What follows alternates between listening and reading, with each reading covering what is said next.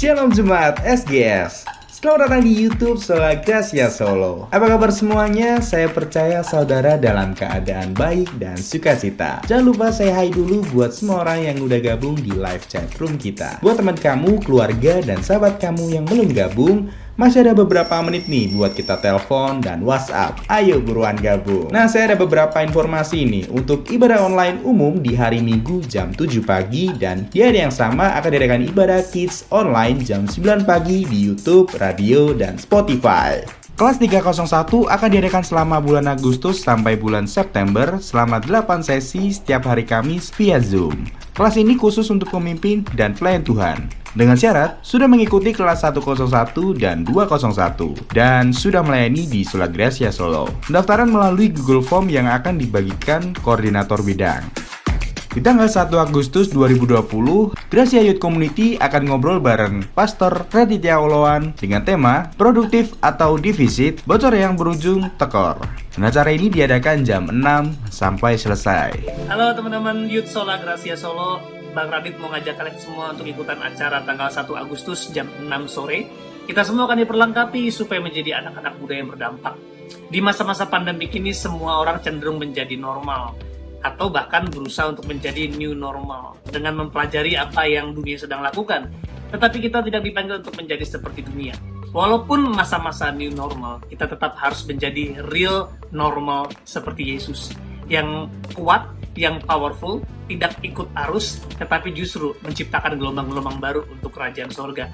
Dan aku percaya teman-teman dipanggil untuk menjadi garam dan terang dunia. Untuk itu mari kita hadir, diperlengkapi dan jadi berkat buat kota dan bangsa kita. God bless you. Buat jemaat yang ingin persembahan, jemaat bisa transfer melalui BCA, OVO, atau GoPay. Silakan melihat informasi lebih lanjut di layar kaca Anda. Dan jangan lupa follow Instagram kita di @solagraciasolo untuk memantau aktivitas kita. Saya visual dan selamat ibadah, enjoy the service, and God bless you.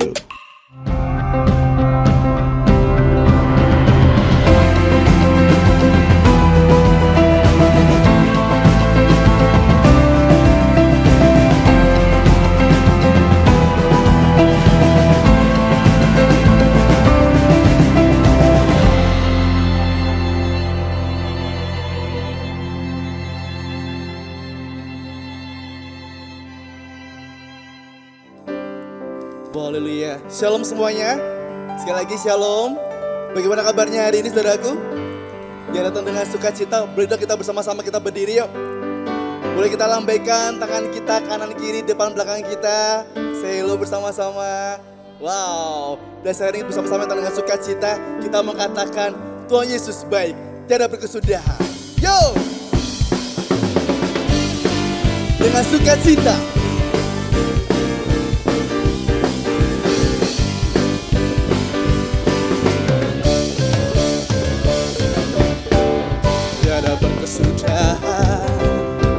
Kasih setiamu Tuhan, selalu baru rahmat-Mu bagiku. Hari berganti hari, tetap kulihat kasih-Mu, tak pernah berakhir di hidupku. Tuhan Yesus, Tuhan Yesus baik, sungguh amat baik.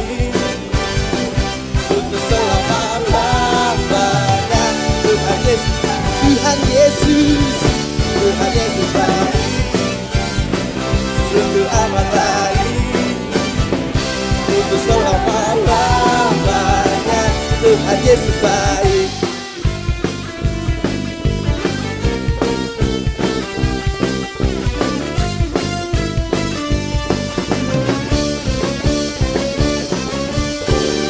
Tiada berkesudahan, kasih setiamu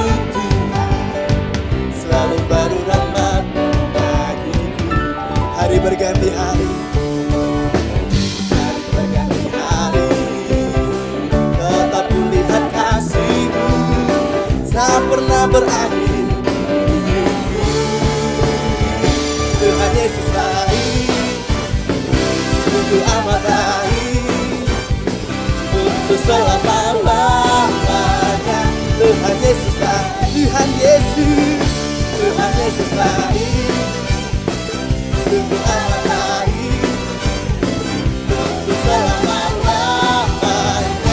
Tuhan Yesus baik. Tuhan baik, amin. Terima kasih Tuhan buat kebaikan-Mu. Sama-sama katakan, Yesus baik bagiku. Yo! Yesus baik bagiku, Yesus baik bagiku. Dulu, sekarang, dan selamanya, Dia selalu baik. Yesus baik bagiku, Yesus baik bagiku. Dulu, sekarang, dan selamanya, Dia selalu baik. Tuhan Yesus baik. Sungguh amat baik untuk selama-lamanya. Tuhan Yesus, Tuhan Yesus baik untuk selamanya. Jelas katakan Tuhan Yesus, Tuhan Yesus baik. Sungguh amat baik untuk selama-lamanya. Tuhan Yesus, Tuhan Yesus, Tuhan Yesus baik. Sungguh amat baik untuk selama-lamanya. Tuhan Yesus jadi selamanya, jadi selama untuk selama sampai selama-lamanya. Tuhan Yesus baik. Berikan tepukan buat Tuhan kita yang baik dulu, sekarang, sampai selama-lamanya. Terima kasih Yesus, terima kasih Tuhan, sebab sungguh besar kasih setiamu kepada kami Tuhan. Terima kasih buat cintamu yang tak pernah habis bagi kami. Terima kasih Yesus. Thank you Lord. Thank you Jesus.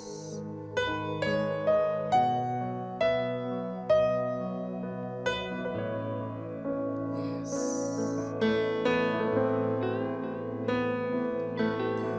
Sungguh besar setiamu, Kau nyatakan bagiku. Kau Bapa yang selalu mengerti isi hatiku. Kemuliaan-Mu Kau janjikan, aku tetap percaya. Ku percaya janji-Mu ajaib, terukir dalam kehidupanku. Ku berserah di dalam kekuatan-Mu. Ku percaya. Oke, percaya Tuhan.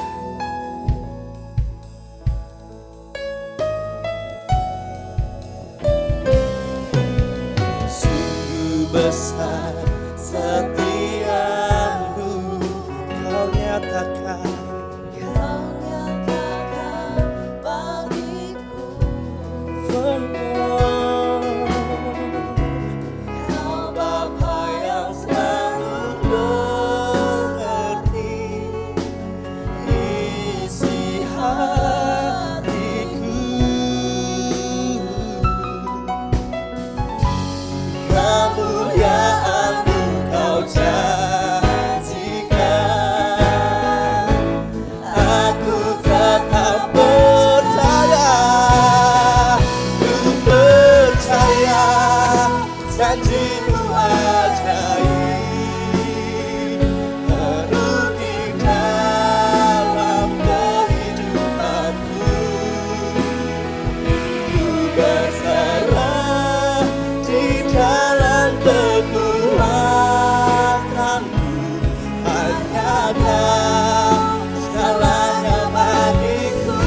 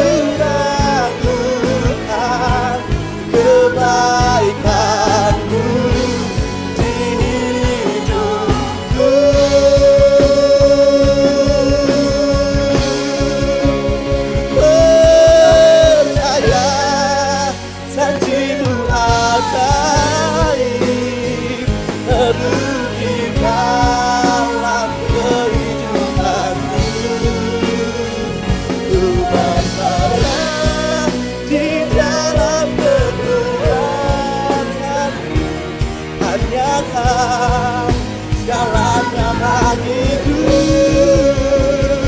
Ku percaya janjimu ajaib, merugikan dalam kehidupanku. Ku berserah di dalam kekuatan.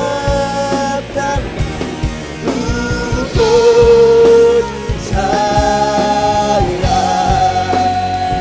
Ku berserah di dalam kekuatanmu. Ku percaya.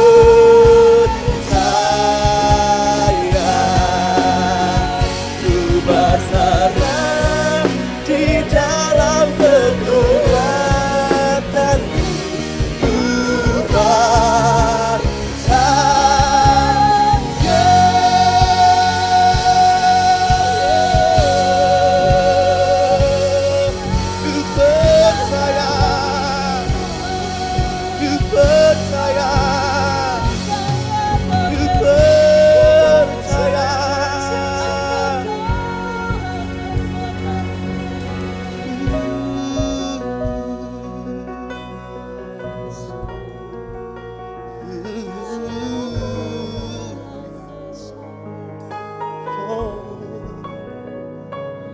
Engkaulah Tuhan,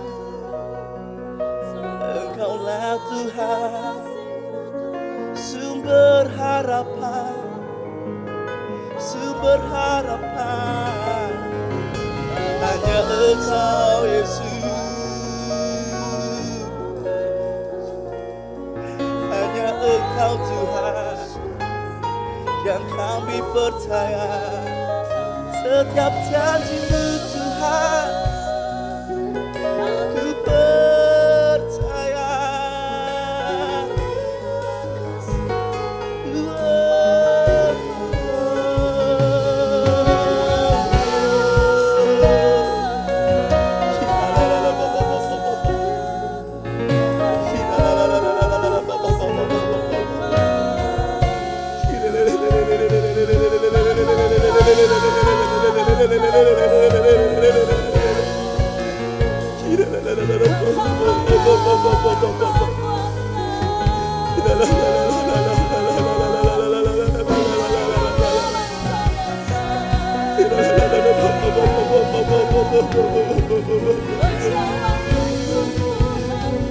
Masa depan kami sungguh ada, dan harapan kami takkan pernah hilang bersamamu. Ku pandang salib-Mu, ku pandang janji-Mu Tuhan, sebab janji-Mu amin.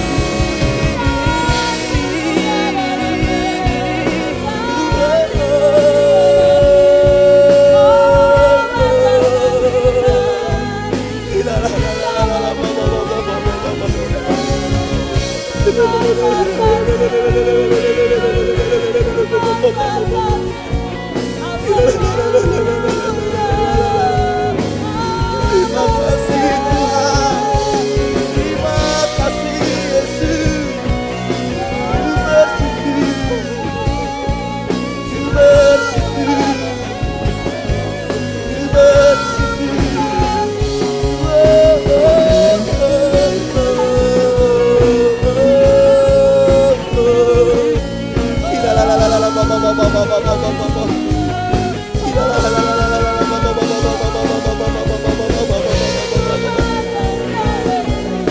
Tak perlu kau takut, tak perlu kau gentar, sebab Yesuslah yang layak kau andalkan, sebab Yesuslah yang layak kau harapkan, sebab janjinya yang akan hidup kamu. Tak perlu ku khawatir, tak perlu ku ragu akan kasih-Mu.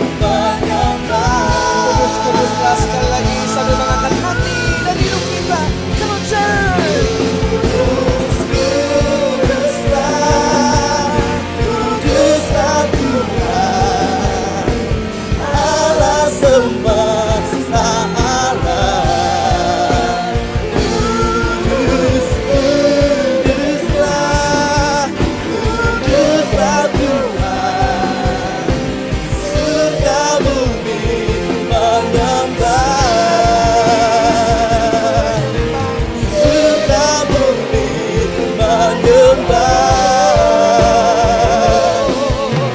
surga bumi menyembah.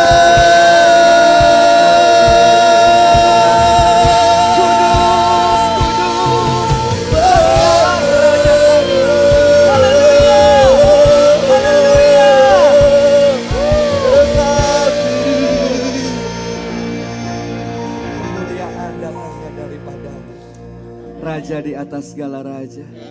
Kasih, rahmat, kehidupan, anugerahmu. Terima kasih buat semua perjumpaan-perjumpaan ilahi yang selalu menyengat akan kehidupan kami untuk kami tidak nyaman dalam hidup ini. Selalu membuat kami selalu bergairah dan menatap masa depan. Apapun yang terjadi kami melihat ada janji Tuhan yang selalu ada di dalam setiap musim hidup kami. Dan selalu ada Tuhan yang hidup yang selalu ada bersama dengan kami. Kami sangat yakin dan bersyukur atas semuanya. Terima kasih Bapak, kami siap dengar firman-Mu, tajamkan, koreksi, templak, motivasi kami. Sehingga kami menjadi murid Kristus sampai kami serupa dengan segambar dengan padamu. Dalam nama Yesus kami sudah berdoa. Haleluya. Amin. Amin. Tepuk tangan dulu buat Tuhan. Silakan duduk Bapak Ibu saudara sekalian. Selamat pagi semua, apa kabar? Luar biasa ya, senang sekali. Lihat kanan kiri kita ada teman-teman baru hari ini hadir. Saya tahu tadi ada beberapa. Welcome di SGS ya, family semuanya ya. Senang bertemu dengan saudara. Baik yang ada di rumah juga saya menyapa karena ini ibadah siang selalu direkam dan selalu ditembakkan di YouTube ya. Oke, hari ini kita mau belajar tentang masih pada tema kita, janji Tuhan digenapi. Seberapa banyak saudara ingin janji Tuhan digenapi atas hidupnya, angkat tangan. Dikatakan yes, 1, 2, 3. Yes ya. Nah, ada satu cerita yang saya mau angkat tentang minyak seorang janda Bapak Ibu ya. 2 Raja-Raja 4 ayat 7 sampai ayat 1 sampai 7. Nah, kita tidak akan membaca. Kalau membaca bahasanya bahasa tulis. Saya mencoba untuk kita melihat ini didramakan. Ya, kita nggak lihat drama tapi kita akan lihat klip. Nanti saudara akan dapatkan sesuatu puingan-puingan. Nah, saya berharap begini, buka mata, buka hati dan lihat. Kira-kira apa yang terjadi dengan sang janda ini ya. Nanti kita akan kumpulkan puingan-puingan itu dan kita mau belajar ya. Dari multimedia dipersilahkan ya. Come on, silahkan. Elisa. Hai, apa kabar? Hambamu, suamiku sudah meninggal. Aku tahu. Kau tahu dia takut akan Tuhan dan dia dikenal di kalangan para nabi. Sekarang, penagih hutangnya, mereka datang dan ingin mengambil anakku untuk menjadi budaknya. Apa yang kau punya? Apa? Apa yang kau punya di rumahmu? Aku tidak punya apa-apa. Apa yang kau punya? Yes, 3 kali. Tidak ada. Kecuali sedikit minyak. Bawa kemari.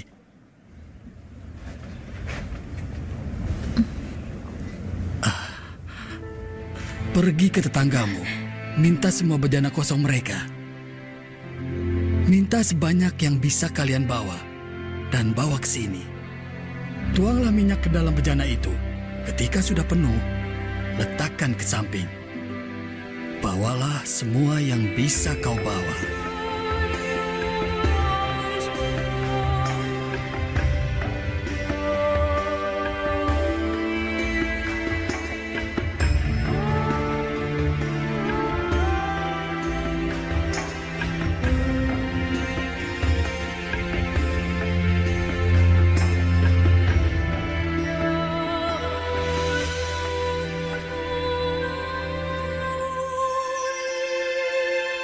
Iya, itu anak-anaknya juga membantu.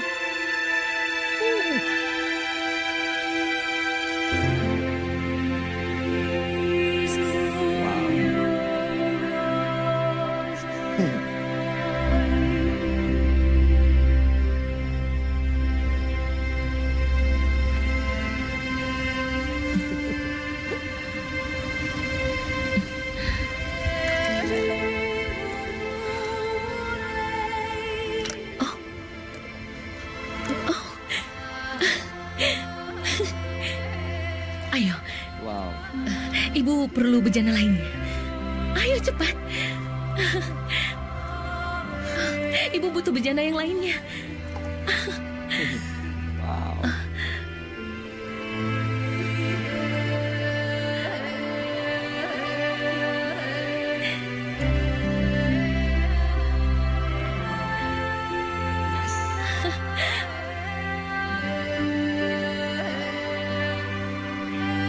Cepat, ibu butuh yang lainnya.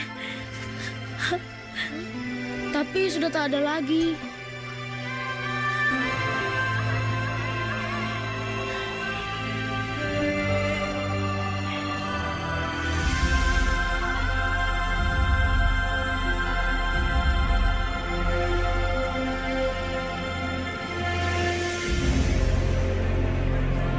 Elisa!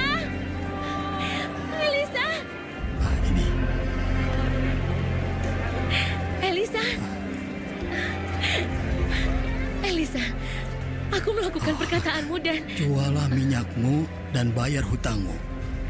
Hiduplah dari sisanya, kau dan anakmu. Terima kasih. Terima kasih.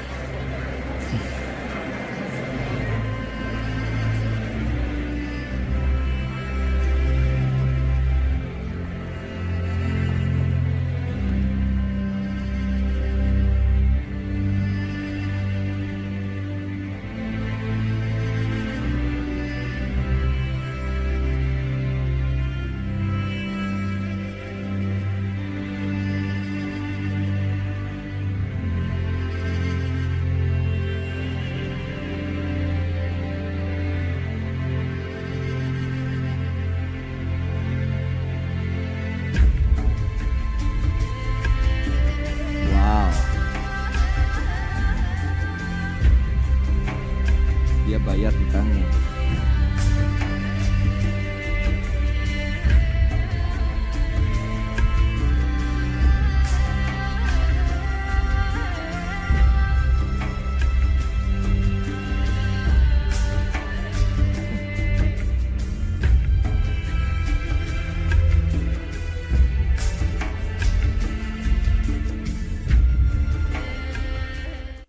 Wow, tepuk tangan dulu buat Tuhan yang luar biasa. Saya berdoa pengalaman janda ini kita alami sungguh-sungguh ya, katakan amin ya. Oke, mari kita belajar. Pelajaran apa yang kita bisa pelajari? Karena waktu kita cukup pendek ya kalau di masa seperti ini. Satu, alamat yang tepat akan memberi jawaban yang akurat. Itu nomor satu. Alamatmu tepat, jawabanmu pasti akan tepat. Pasti itu. Nah, di 2 Raja-Raja pasal 4 ayat pertama dikatakan salah seorang dari istri para nabi mengadukan halnya kepada Elisa. Ada masalah nih, salah satu istri dan dia udah janda. Tidak disebutkan berapa kejandaannya, tidak disebutkan suaminya baru meninggal atau sudah berapa lama. Cuma ini yang diceritakan. Dia pergi ke tempat alamat yang tepat. Hambamu, suamiku, jelas ya? Hambamu berarti yang melayani Tuan Elisa, yang ikut membantu pelayanan Tuan, yaitu suamiku sudah mati. Dan engkau tahu bahwa hambamu ini takut akan Tuhan. Tetapi sekarang penagih hutang datang. Artinya begini, ini masalah bukan cuma masalah suaminya mati. Masalahnya penagih hutang datang, mau nagih utang. Dan bahkan masalahnya lebih pelik adalah dia nggak punya uang. Dan untuk membayar, maka anaknya bisa dijadikan budak. Dan itulah aturan pada waktu itu. Kalau nggak bisa bayar utang, yang ada barang-barang bisa diambil. Atau anaknya diambil jadi budak. Atau jadi selir. Atau jadi istri. Itu bisa. Itu kejamnya perbudakan pada waktu itu. Nah, begitu ketakutannya janda ini. Udah finance-nya kena. Hidup seorang diri. Sekarang masalah dengan anak juga. Wah, ini anak-anak mau diambil. Nah, dia pergi ke alamat yang tepat. Kemana? Ke tempatnya nabi. Karena dia percaya nabi itu ada suara Tuhan ada di situ. Ada jawaban pasti ada di situ. Dan tidak salah memang. Pada saat saudara datang pada alamat yang tepat, pasti akan dapat jawaban yang akurat dari Tuhan. Katakan amin yang percaya. Betul nggak? Betul nggak? Ada satu teman saya, dia cerita. Kapan hari dia punya getah bening, penyakit getah bening. Cukup fatal dan dokter sudah ngomong tuh stadiumnya udah tinggi sekali. Satu kali dia masuk ke kamar mandi, dia bingung, dia setengah mati, dia bingung setengah mati. Hamba Tuhan, cukup terkenal. Saya sebut namanya pasti saudara tahu. Kemudian dia di kamar mandi, dia cuma nyanyi pada alamat yang benar. Pada tempat hadirat Tuhan di mana Tuhan ada. Ya, ku sembah kau, kaulah Tuhan. Itu nyanyi itu. Pada waktu dia menyanyi, itu tiba-tiba anugerah itu datang. Nggak usah butuh gereja. Kamar mandi ukuran 3x4. Tiba-tiba hadirat Tuhan kencang banget di situ. Dan tiba-tiba ada roh sukacita ada di sana. Dan beberapa hari kemudian dia periksa. Dokter menyatakan sembuh total dan tidak jadi operasi. Alamat yang tepat mendatangkan kuasa yang hebat, yang luar biasa. Katakan amin yang percaya. Saya berdoa hari ini di tengah-tengah kesulitan ekonomi. Di tengah kesulitan apapun yang saudara alami. Bertumpuk-tumpuk. Ya, bukan saja saudara. Tapi beberapa teman kita juga ngalami. Bukan keluarga, bukan pelayanan, bisnis juga sama. Kalau saudara berkata sepi, banyak orang berkata sepi. Banyak orang sedang pikir, harus kemudian banting setir, putar arah semuanya. Bukan saudara saja, asal kita pergi ke tempat alamat yang tepat dan di situ jawabannya pasti tepat. Dan gak akan salah ditunjukkan, gak akan salah. GPS saja gak salah, sekalipun kadang-kadang berputar. Betul gak? Kadang-kadang jauh banget diputar-putar, apalagi Tuhan kita yang tahu. Dia sumber jawaban kita. Dia sumber jawaban hidup kita. Kalau saudara berkata, iya tapi kan Tuhan ambil suamiku. Iya tapi kan Tuhan bisa seperti ini terjadi. Itu kan karena Tuhan. Terus gimana nih sekarang? Mungkin kita berkata seperti itu. Saya mau katakan begini. Tuhan memang mengambil suami janda ini. Tapi sebetulnya Tuhan ingin memberikan sesuatu hadiah, sesuatu perkara yang ajaib agar janda ini melihat ada kemuliaan dan mujizat pengalaman minyak yang satu buli ini menjadi berbuli-buli dan berlimpah-limpah. Saya mau katakan begini, saya tulis di coach ini. Tuhan tidak pernah mengambil sesuatu tanpa menyediakan sesuatu yang jauh lebih baik. Kalau Tuhan minta boneka Anda seperti anak kecil ini. Aku minta dong bonekamu. Padahal sebetulnya Tuhan di baliknya di sini. Dia sedang sediakan perkara yang besar dan ajaib yang udah disediakan. Kemarin ada satu jemaat yang meninggal. Cukup perjuangan yang cukup berat buat seorang ibu yang cukup fight sekali bertempur dalam medan pertempuran dengan sakitnya.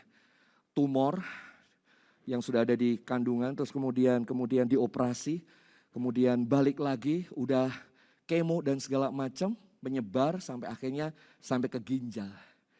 Harus pindah dari rumah sakit ke rumah sakit. 3 minggu ada di rumah sakit dan akhirnya kemarin dipanggil Tuhan.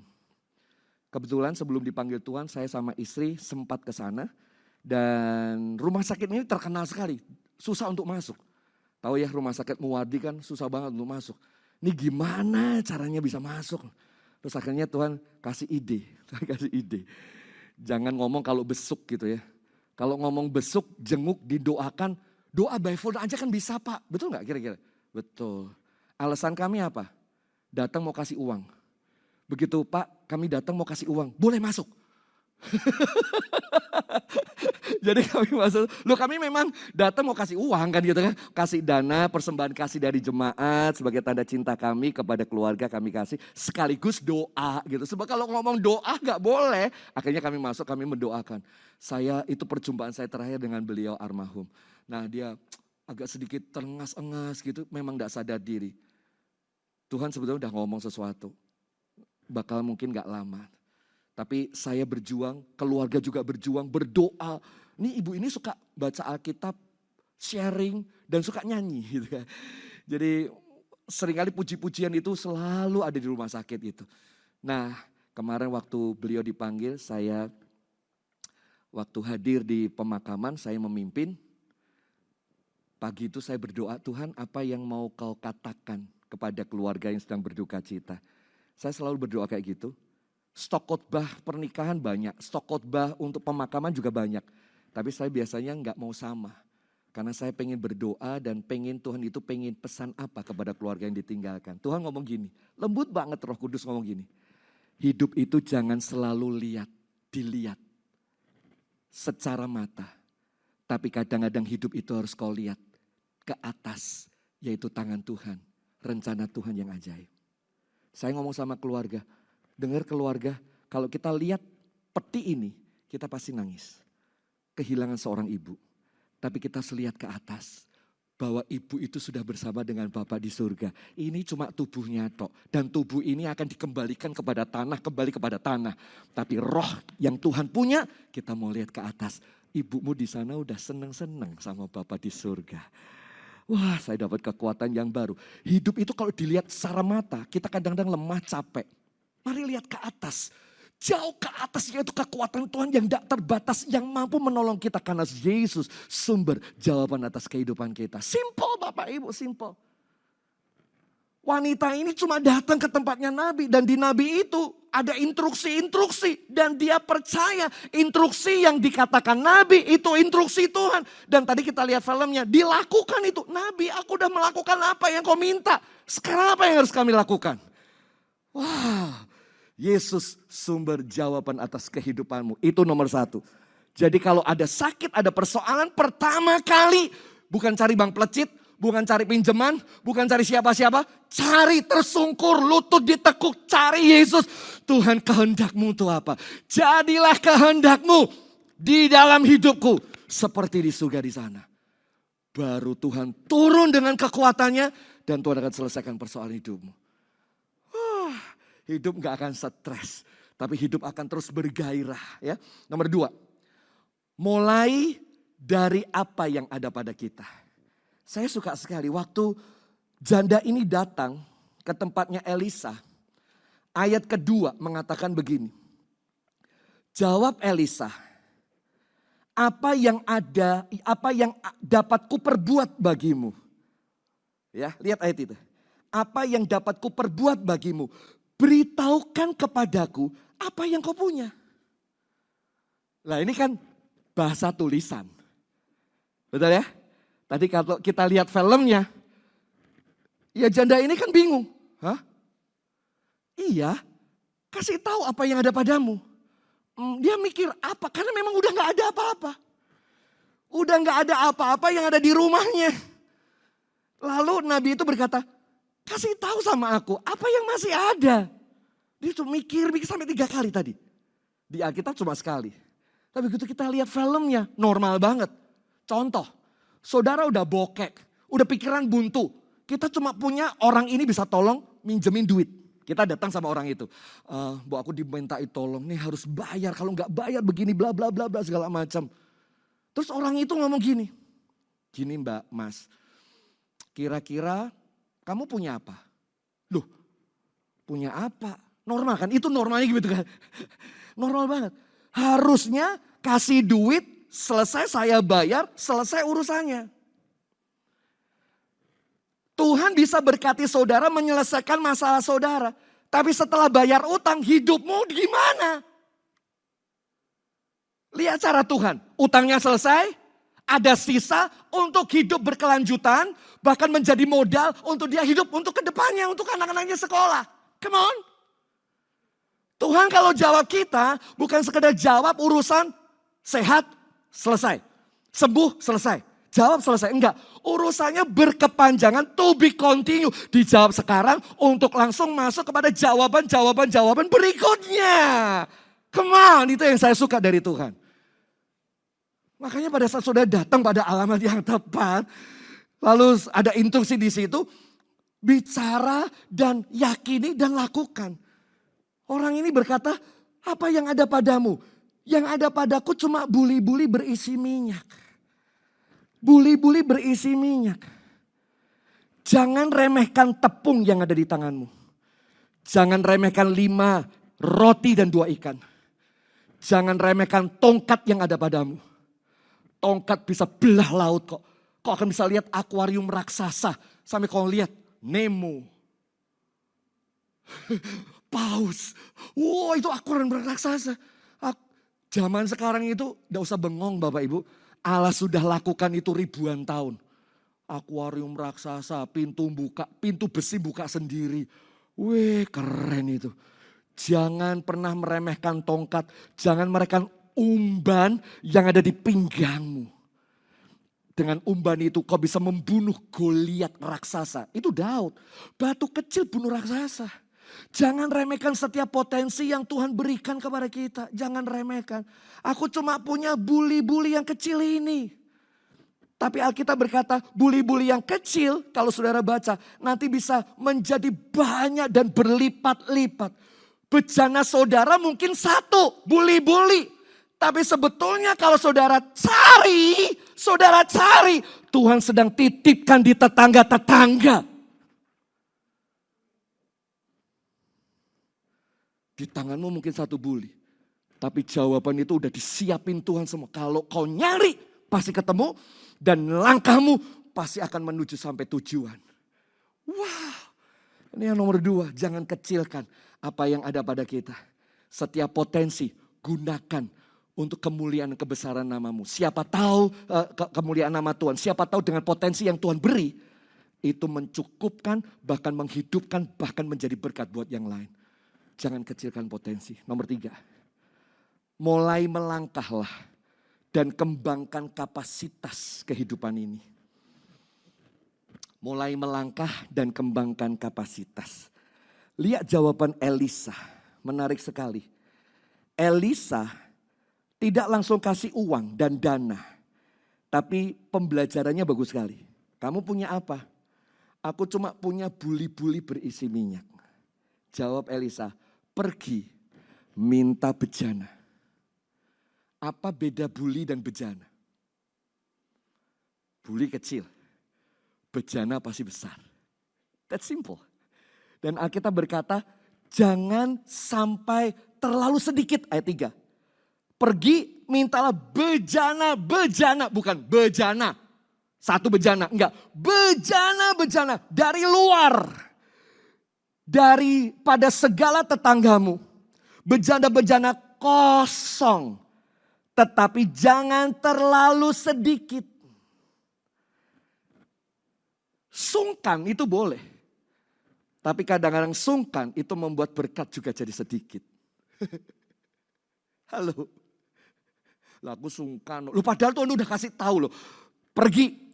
Kalau Tuhan udah kasih tahu pergi ke tetangga-tetangga. Pasti Tuhan kasih kemurahan hati kepada para tetangga. Untuk tiba-tiba janda ini datang dikasih kemurahan hati. Dan akhirnya ini ada lagi nih. Tak suntase ya. Dah pakai saja. Pakaian dulu. Tiba-tiba Tuhan bermurah hati dan menggerakkan para tetangga. Betul nggak? Janji Tuhan untuk memelihara saya dan saudara sudah ada. Tinggal kita mau melangkah, mengambil, mengembangkan kapasitas atau enggak. Tergantung kita. Ya udah satu buli aja udah cukup, ya udah. Kau enggak akan lihat bejana-bejana yang ditumpangi segala macam aliran minyak itu akan mengalir. Memang saat melangkah, saya tahu ini wanita melangkah enggak gampang. Ada cacian, cobaan, godaan, hinaan, tantangan, itu selalu ada. Kamu kok golek kayak gini buat apa sih mbak? Buat nuang minyak, kok repot-repot? Tinggal nyari apa tapi pinjemi duit saja. Halo? Bisa nggak tetangga ngomong kayak gini? Kok mesakin mentoh? Udahlah, rasa repot-repot tak pinjemi duit kan butuh berapa? Alah, utang duit segitu aja, nah, apa-apa. Aku pernah ditolong suamimu, nih ku kasih. Bisa nggak? Bisa. Tapi nggak ada ceritanya di situ. Yang ada ketaatan daripada seorang janda itu. Pernah saudara dicaci. Pernah saudara dicoba, digoda, diremehkan dengan buli-buli tong-tong yang saudara bawa. Bisnis kok kayak gitu, apa raisin. Pernah kayak gitu. Tapi kemampuan saudara, keberanian, kepercayaan saudara mengandalkan Tuhan. Membuat saudara diberkati hari ini. Betul gak? Come on. Saya diberkati siang hari ini saudara. Mari melangkah, kembangkan kapasitas. Tuhan tidak mau kita main buli-buli. Mainnya Tuhan ada bejana-bejana yang lebih besar. Kapasitas menentukan isi dan isi menentukan harga. Sudah tahu itu? Pergi ke gerai satu kopi.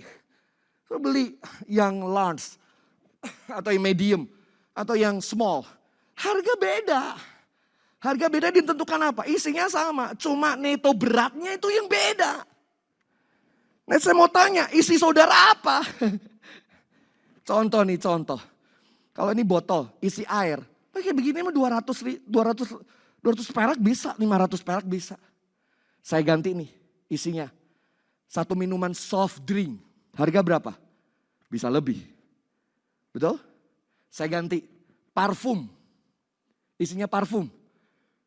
Ya, saya kira lebih mahal daripada minuman-minuman biasa. Artinya apa yang ada di dalam saudara? Isi saudara itu apa? Dan kapasitasmu sebesar apa? Menentukan akan harga saudara. Tahu hukum Paskal saudara? Tekanan yang terjadi itu karena ada gaya dibagi luas penampang. Saya orang IPS, tetapi yang kayak begini ya belajar-belajar dikit lah waktu kelas 1 SMA. Masih ingat ya, pompa model-model kayak begini nih. Bisa menaikkan mobil dengan kekuatan hidrologi yang begitu hebat. Kenapa? Ini hukumnya nih. Tekanan bisa diselesaikan kalau apa? Luas penampangnya itu makin diluaskan, gayanya diperkecil. Lah kalau saudara gayanya luar biasa, kapasitasnya kecil. Ya susah. Makanya tekanan tidak bisa diselesaikan. Yang penting bukan gimana saudara gaya, tapi bagaimana kita membesarkan kapasitas kita. Kalau di ibadah minggu siang banyak yang youth dan profesi. Makanya saya tantang saudara, yuk luaskan kapasitas Anda. Agar kita makin meluas. Coba baca di ayat yang ke-6. Ketika bejana-bejana itu sudah penuh, berkatalah perempuan itu kepada anaknya, dekatkan lagi kepadaku. Artinya ada gak kapasitas yang lain? Ada gak wadah yang lain? Lalu anak itu berkata, gak ada bu, udah habis. Setelah dia ngomong tidak ada, lalu ini lihat ini. Lalu berhentilah minyak itu mengalir. Siapa yang menghentikan? Ibu janda? Perkataan anak itu? Yang menghentikan adalah karena kapasitas sudah habis dan udah gak ada lagi. Dan Tuhan, ya udah, daripada kebuang, selesai udah. Artinya Tuhan akan kasih kita sebesar kemampuan kita. Nangkep ya? Lihat 5, 2 talenta, 1 talenta. Dikasih kepercayaan sesuai dengan kemampuan. Anda mampu jadi manajer, bangku itu gak akan lama. Bangku itu gak akan lama. Anda mampu pegang kepala bagian, bangku itu gak lama.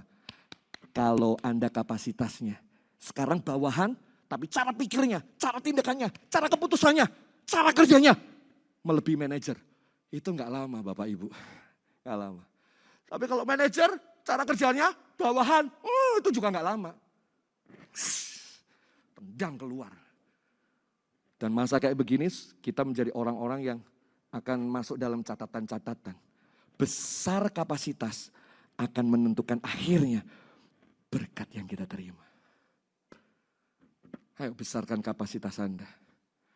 Saya mau kasih contoh, ada satu bapak suka mancing. Satu kali dia mancing bawa anak. Anaknya juga mancing di seberang sana. Setiap kali bapaknya mancing dapat ikan besar. Dilepas, dimasukkan sungai lagi. Anaknya begitu dapat dia teriak-teriak. Tapi begitu dimasukkan, loh pak, udahlah ya mancing lagi. Bapaknya dapat ikan gede lagi. Dilepas lagi Bapak Ibu. Lah anak ini kan bingung. Dia deketin sama bapak. Pak, bapak gimana? Kita mancing jauh-jauh ke sini untuk dapat ikan gede buat makan bisa 2-3 hari pak. Jawabannya bapak gimana? Nak, tahu nggak? Kenapa bapak lempar? Kenapa? Karena teflon bapak yang di rumah kecil. Bagaimana teflon yang kecil ini masak ikan yang sebesar kayak begini? Kira-kira bisa nggak? Betul Bu, dipotong-potong pakai hikmat. Tapi butuh berapa hari, berapa kali, berapa bumbu dan capek. Nggak muat. Harusnya seperti ini. Taruh di sini. Enak kan gini. Iya, lempar-lempar bisa. Mau diapain bisa? Boleh tepuk tangan dulu dong? Iya, biar saya semangat lemparnya gitu kan. Nangkep Bapak Ibu, yang nangkep ngangguk. Saudara mau teflon kecil atau teflon besar? Mangsa besar atau mangsa kecil? Saudara kalau mau pancing nih, mau mancing. Makanan yang saudara lempar itu akan mempengaruhi ikan yang akan datang. Betul gak? Packaging saudara, masalah saudara, hidup saudara, performance saudara, itu akan mempengaruhi orang yang akan mendekat kepada Anda. Dan Anda pun akan seperti orang-orang yang akan di sekitar Anda pada akhirnya seperti itu juga. Mari besarkan kapasitas kita ya, karena itu yang Tuhan mau. Ada banyak buli-buli kosong yang menanti Anda. Ada buli-buli yang dipersiapkan Tuhan yang sedang menanti Anda untuk diambil dan diambil. Untuk apa? Membantu Anda untuk diberkati dan lebih dan akhirnya menjadi berkat. Menyelesaikan persoalan-persoalan hidup ini. Keempat, melangkahlah dengan iman dan percaya. Melangkah dengan iman dan percaya. Ayat 5. Pergilah perempuan itu daripadanya. Ditutupnyalah pintu. Sesudah itu ia masuk bersama dengan anak-anaknya. Dan anak-anaknya mendekatkan bejana-bejana. Keren. Antara ibu dan anak kerjasama. Ini keluarga yang kerjasama keren banget ya. Mendekatkan bejana-bejana dan ia sendiri terus menuang dan terus menuang. Ada kata pergi, ada kata menuang. Anak-anaknya membantu. Halo, anak-anak bantu. Tidak cuma diem tok, bantu. Bawa sana, bawa sana. Begitu keluarga sepakat, kerja bareng, kerja semangat, ada sinergi, sepakat, minta apapun berkat itu dikasih. Ingat ayat yang berkata gini, 2, 3 orang berkumpul atas namaku, aku akan hadir. Ayat itu luar biasa. 2 orang yang sepakat di hadapan Tuhan, itu kan suami istri. 2 atau 3, orang ketiganya ini adalah anak-anak. Lah kalau ini sepakat, Tuhan itu hadir. Kalau Tuhan hadir, ini minyak pasti terjadi atas hidup kita.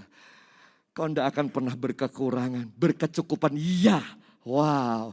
Mari melangkah dengan iman dalam hidup ini. Nah ini pertanyaannya. Minyak apakah yang ada di buli-buli itu? Berapa waktu ini saya merenung ini terus Bapak Ibu. Dulu gak pernah merenung, tapi saya mulai merenung. Itu minyak apa ya? Minyak goreng, minyak wangi, atau minyak apa? Nah untuk tahu minyak apa, saudara tahu ini siapa yang punya minyak ini? Yang punya ini seorang janda. Yang suaminya udah mati dan pekerjaan suaminya adalah pelayan nabi. Pelayan nabi. Berarti kemungkinan besar itu minyak urapan yang ditinggal suaminya di situ. Apa artinya? Arti rohaninya dalam sekali ini. Kita boleh nggak punya apa-apa. Kita boleh habis-habisan, harta boleh habis-habisan. Tapi saya mau katakan gini, jangan sampai kita kehilangan namanya buli-buli minyak yang ada pada kita. Apa itu? Urapan kuasa Roh Kudus yang ada pada kita. Kita boleh nggak punya, kita boleh patah semangat karena banyak yang kacau hari ekonomi, politik, kesehatan apapun. Tapi jangan sampai kita kehilangan pengharapan dalam kuasa anugerah Roh Kudus. Roh Kudus harus ada dalam buli-buli, dalam rumah kita Bapak Ibu. Karena itulah yang akan membantu kita untuk keluar dari semua dan semuanya. Wow. Bapak ini tidak meninggalkan paper legacy, warisan berupa paper atau surat berharga. Yang ditinggalkan minyak. Bersyukur kalau saudara bisa meninggalkan minyak, meninggalkan warisan, meninggalkan legacy, rumah dan lain sebagainya. Deposito segala. Tapi kalau ini tidak ada, ini nggak ada, ini nggak ada. Yang ini nggak boleh, nggak ada. Apa itu? Minyak. Tinggalkan itu. Berkat spiritual selalu berdampak pada berkat jasmani. Orang ini nabi melayani Elisa. Ternyata begitu dia dipanggil Tuhan, Tuhan menjamah hidup keluarganya dan mencukupkan semuanya. Gak perlu takut, saudara gak punya apa-apa. Jangan jadi pahit, jangan letih lesu, tetap percaya dan yakin bahwa semuanya kehidupan ini Tuhan pengen kita keluar jadi pemenang-pemenang yang hebat bersama dengan Tuhan. Amin, amin. setiap ujian hidup dapat membuat kita menjadi lebih baik. Atau lebih baik. Dan setiap masalah bisa menghancurkan saudara atau bisa membentuk saudara. Pilihan ada di tangan kita. Apakah kita mau jadi victim atau korban, atau mau jadi victor, seorang pemenang. Tergantung kita. Janda ini tidak menyerah jadi seorang korban dari suaminya. Gara-gara suamiku tidak menyediakan ini segala macam. Terus makannya kayak gini, terus menyerah dan jadi korban, merasa jadi korban dari suaminya. Hidup itu pilihan Bapak Ibu. Mau jadi korban atau mau jadi pemenang. Mau jadi pecundang atau menjadi orang yang sukses dalam hidup ini. Come on, saya mau dongkrak saudara di masa-masa krisis, loyo dan segala macam. Kita punya pengharapan yang pasti di dalam Tuhan bahwa janjinya ya dan amin. Saudara baca di Alkitab ya, di imamat itu ada aturan untuk memelihara janda-janda dan fakir miskin. Itu ada hukumnya. Pakaian janda aja gak boleh diambil. Itu janjinya Tuhan loh. Makanya di Kisah Para Rasul, pelayanan janda itu menjadi pelayanan meja yang diperhitungkan rasul-rasul pada awalnya. Ini gimana nih, kita udah lama gak ngelayani janda-janda, itu jadi prioritas. Kalau janji Tuhan begitu hebat kepada janda-janda, termasuk janda ini, saya percaya janda ini akan dipelihara. Tapi kalau dia diam saja, lalu dia menyerah dengan keadaan, ya jadi korban. Dan hidupnya bitter, pahit terus. Saya enggak mau saudara hidup saudara pahit. Saya pengen saudara menikmati journey perjalanan ini. Saya mau tanya, saudara naik angkutan, pengen duduk enak nyaman atau bergelantungan dengan penuh sesak. Sampai pakai kaki aja susah nginjek kakinya orang. Suka yang mana? Saya pengen duduk nyaman, tenang. Kan sama bayarnya. Betul enggak? Itu yang nomor 4. Nomor 5. Berkat Tuhan itu pasti cukup. Gak akan kurang. Gak akan berkelebihan. Itu dahsyatnya. Sekali lagi ya, berkat Tuhan itu cukup. Katakan cukup. Cukup. Jadi jangan serakah. Ya. Di ayat yang ke-6 dikatakan, berhentilah minyak itu. Berhentinya kapan? Saat semua kapasitas udah penuh, ya udah selesai. Gak akan kurang Bapak Ibu. Sama Tuhan itu gak akan kurang. Tapi kalau saudara kejar dunia, kejar kesenangan dunia, pasti kurang, pasti kurang, pasti kurang. Dan gak pernah bisa berkata cukup. Tapi kalau sama Tuhan itu bisa cukup. Cukup tapi sini damai sejahtera yang luar biasa. Persediaan Tuhan itu tak terhingga. Namun terbatas. Pertolongannya tidak terhingga, berkatnya tidak terhingga, tapi terbatas. Terbatas apa? Sesuai kapasitas kita. Sesuai ukuran kita masing-masing. Pasti cukup Bapak Ibu. Kalaupun saudara diberkati lebih, ya jangan lupa. Jangan jadi orang yang serakah, kan gitu kan. Orang serakah itu bukan persoalannya di uang, tapi persoalannya di hati kita Bapak Ibu. Pernah dengar cerita tentang monyet. Ada cerita monyet di Kalimantan yang suka mengganggu kampung salah satu kampung Dayak. Nah, karena diganggu resah kan, diambilnya toples. Toples itu atasnya agak sedikit kecil, cukup untuk satu tangan kera masuk. Dikasih makanan kesukaan kera, toples ini diikat satu pohon. Malam hari kera-kera itu pada datang ngambil mau makanan itu.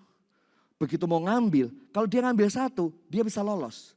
Tapi kalau ngambilnya satu genggam, tangan ini tidak bisa keluar. Dasar monyet ya, goblok itu kan, ya gini, wah gitu kan. Dan besok paginya ditangkap. Kalau monyet pinter pasti sudah sarjana. Ya, ini wah. Nah, sama Bapak Ibu. Berkat Tuhan itu sebetulnya cukup buat kita. Kenapa kok kurang?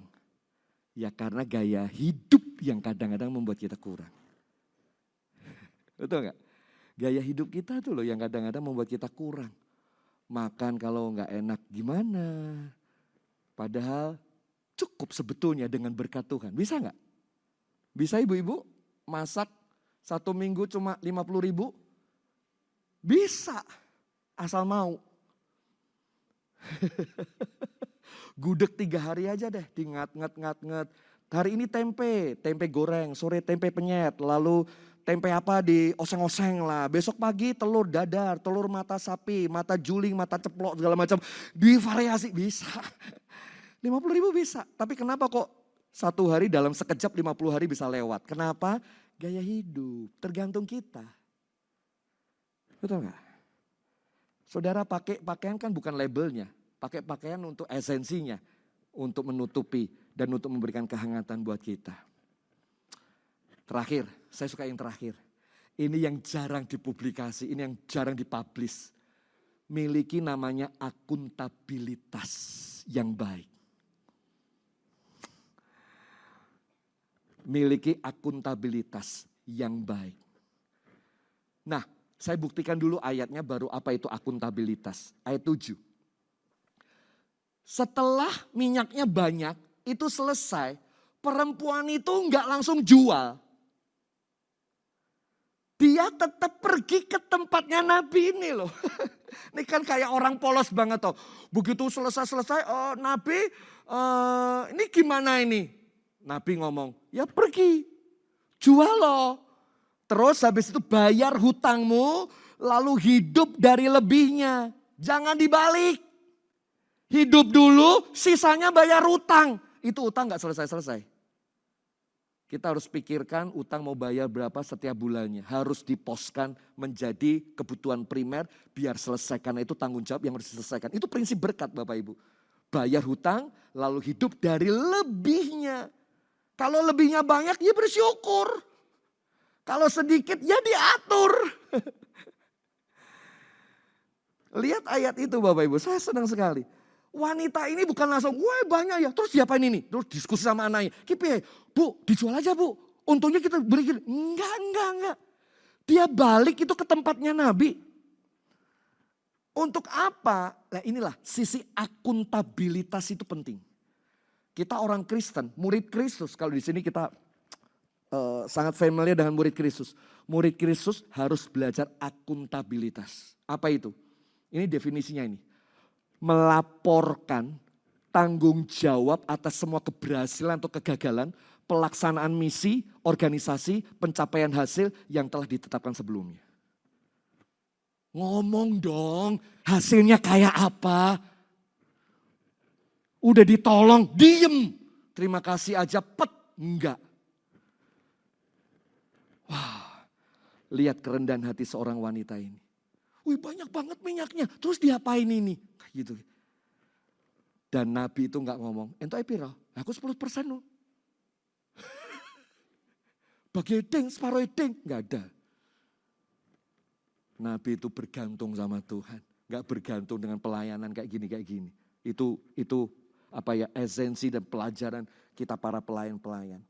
Tapi setidaknya mari kita punya akuntabilitas. Ayo katakan akuntabilitas. 1, 2, 3. Akuntabilitas. Kalau saudara seorang karyawan mengerjakan sesuatu, selesai difoto. Kirimkan. Pak sudah selesai. Kurang apa ya Pak ya? Terus ngerjain apa lagi ya Pak ya? Wih itu keren itu. Udah selesai, gak ada laporan, waktu masih banyak, diem. Gimana berkat mau datang? Gimana kita janji Tuhan mau menggenapi? Nangkep Bapak Ibu?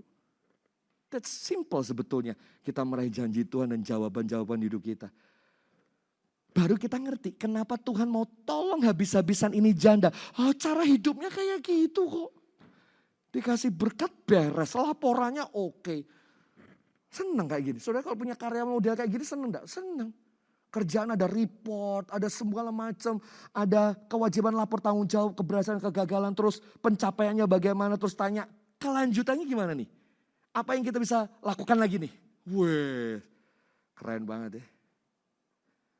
Ada 6 poin yang kita belajar hari ini. 1, mari datang pada alamat yang tepat, karena disitulah jawaban yang akurat datang.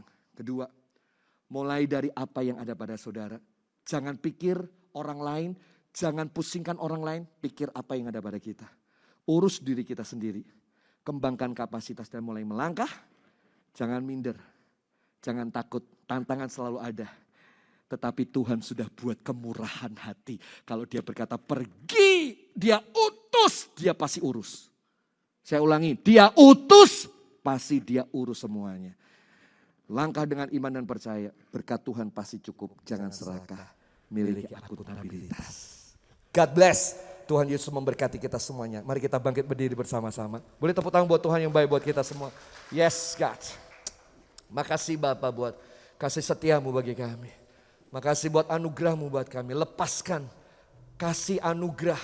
Kami percaya sebelum kami melangkah pulang, bejana-bejana itu sudah siap menanti kami.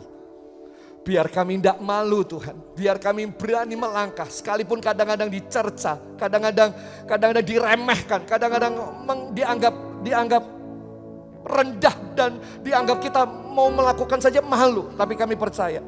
Kalau Tuhan yang suruh, kami mau belajar untuk melakukannya. Kami tahu selalu ada tantangan. Kami tahu ada godaan, ada hinaan. Dan ada banyak cobaan.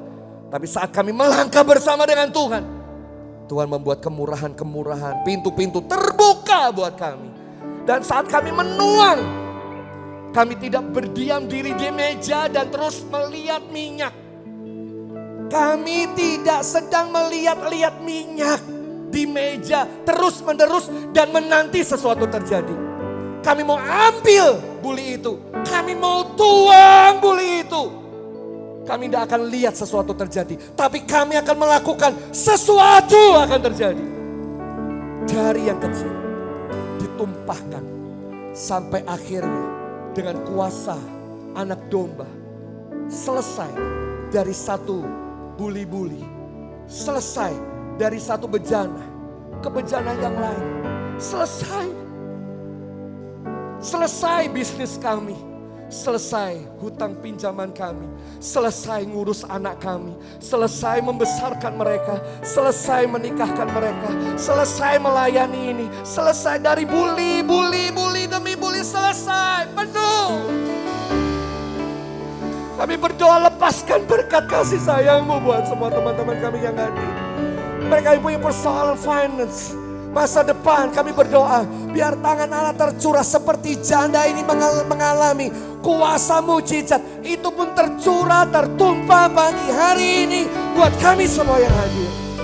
Kami melihat mujizat masih ada. Kami melihat Tuhan kami masih hidup dan mampu melakukan perkara yang mustahil menjadi tidak mustahil bagi kami. Karena janjimu ya dan amin. Kami percaya. Yang sakit hari ini kami yakin kesembuhan, pemulihan terjadi. Kami berkata amin.